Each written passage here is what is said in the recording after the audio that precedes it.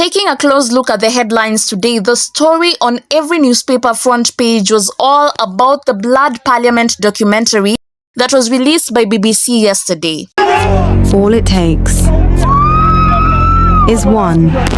We're going to have a newspaper review, just a brief one, to see what are some of the headlines that were used in some of our newspapers today. Let's start with the Standard. We have killers in uniform. Let me read just a little into that. In clear violation of the constitutional rights to life and freedom to protest, the police, working with elements of Kenya Defence Forces, killed innocent youths during last year's Gen Z anti-tax protests. Despite a parliamentary committee ordering the police oversight body, IPOA, to investigate the deaths and make its findings public, the state agency has failed to do so. Only the media remains a defender of the public by revealing these deadly transgressions and identities of the killers. This was for the Standard. Let's look what People Daily had as their headline. So People Daily had this: How Ruto machinery killed brave Gen Zs. If you're someone who has not watched the Blood Parliament documentary, you must be there wondering what's happening. Let me give you a brief. All this follows a very detailed documentary, The Blood Parliament, that was released by BBC Africa yesterday, showing very crucial details of what took place in the June 2024 Gen Z protest. The documentary circled how 3 protesters, that's Derek Chege, Erickson Mutisia and Eric Shiani, were brutally killed during the protest. Well, the documentary featured activists such as Anifa, we had Boniface Mwangi, we also had MP for Embakasi, that is Babu Owino, and Ademba Alan, who was a witness to what took place. For me, it was just a normal day. I knew people would just be there, shout, Ruto must go. People are live streaming. Immediately the documentary was released, people started sharing links in their WhatsApp status, Instagram, on X, on every social media platform. Within 14 hours, it had garnered 1 million plus views. As at now, we are at 2.7 million views, and it has only been 24 hours. Well, the documentary has stirred reactions from Kenyans, politicians as well, with a lot of backlash here and there.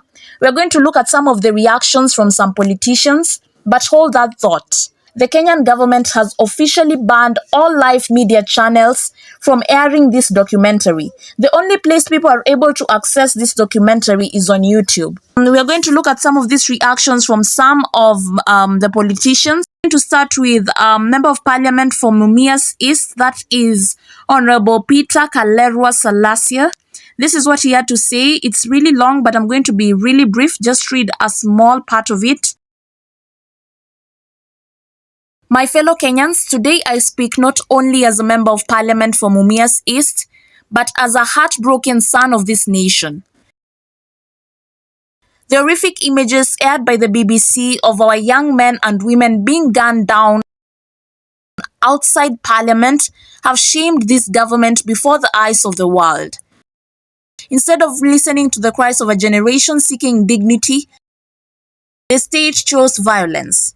Instead of opening the doors of Parliament to the people, they spilled the blood of our future.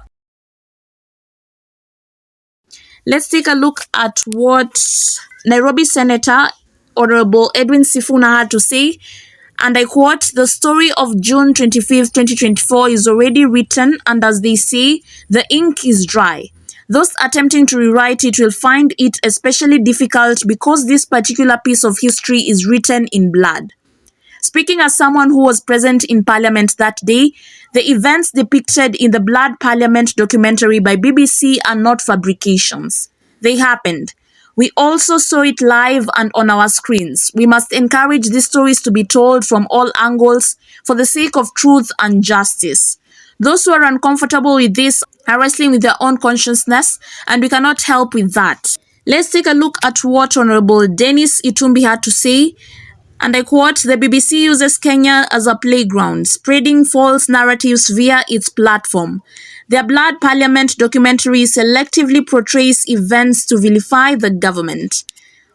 Homa Bay Member of Parliament Peter Kaluma had this to say, and I quote, "Blood Parliament documentary by BBC is twisted, partial, reckless, and intended to incite chaos in Kenya.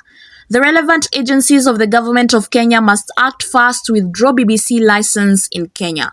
Well, the MP later deleted this. What we know is BBC is publicly funded in Britain. It's close to impossible to ban it because if you're watching BBC on VPN, it usually asks you for license. That's how publicly funded it is.